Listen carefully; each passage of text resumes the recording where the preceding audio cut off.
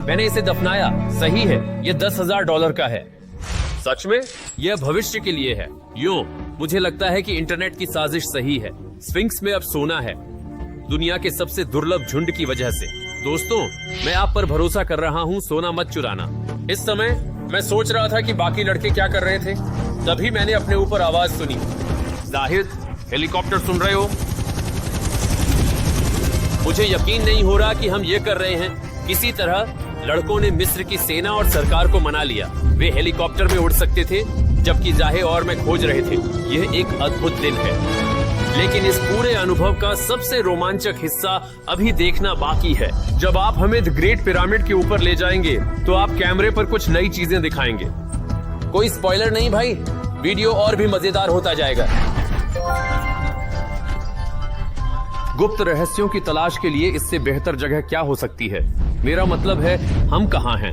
हम एमरी के मकबरे में हैं। यह उन जगहों में से एक है जहां लोगों का जाना पूरी तरह से गैर कानूनी है। इसीलिए आप इसे खोलने जा रहे हैं। अंदर जाने से पहले इन दीवारों को मत छुओ। क्या तुमने सुना नोलन? बिल्कुल साफ। तुम यहीं रुको। शायद, अरे उंगली खाना, हम दीवारों को नहीं छुएंगे। उंगली खाना, हम दीवार छूने वाले हैं। दीवार छूने वाले? अरे बटर फिंगर्स। ओह, तैयार हो? हाँ, मुझे लगा था कि मैंने सब कुछ देख लिया है, लेकिन इस मकबरे में जो देखा उसके लिए तैयार नहीं था। वाह दोस्तों, यहाँ आओ। हे भगवान, ओह ये कितना सुंदर है।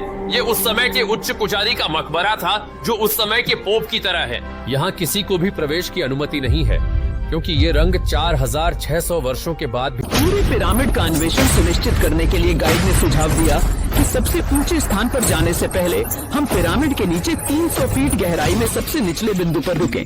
हम ये सुरंग क्यों जा रहे हैं? खैर, तुमने ऐसी चीजें मांगी जो कोई नहीं करता।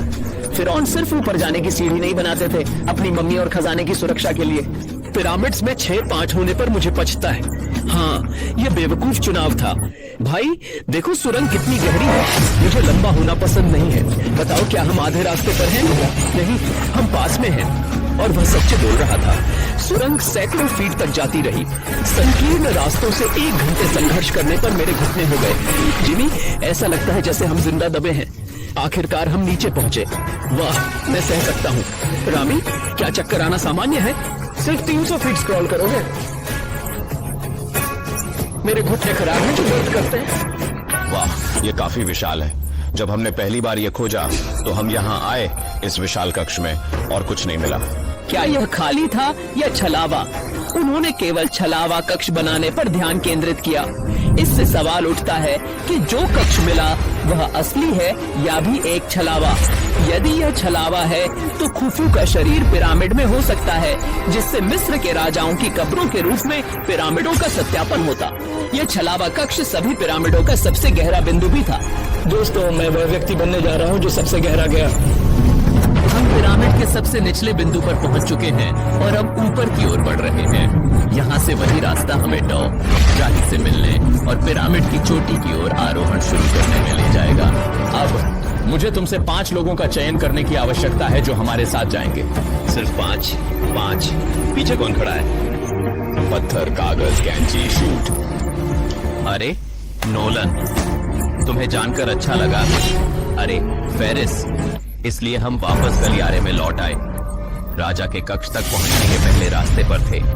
मैंने वीडियो सुरंग से नीचे जाते हुए शुरू की, लेकिन उसमें हम ऊपर छुपे कक्षों की ओर गए। पिछले 5000 वर्षों में जानकारी के अनुसार कम से कम 50 लोग आए हैं।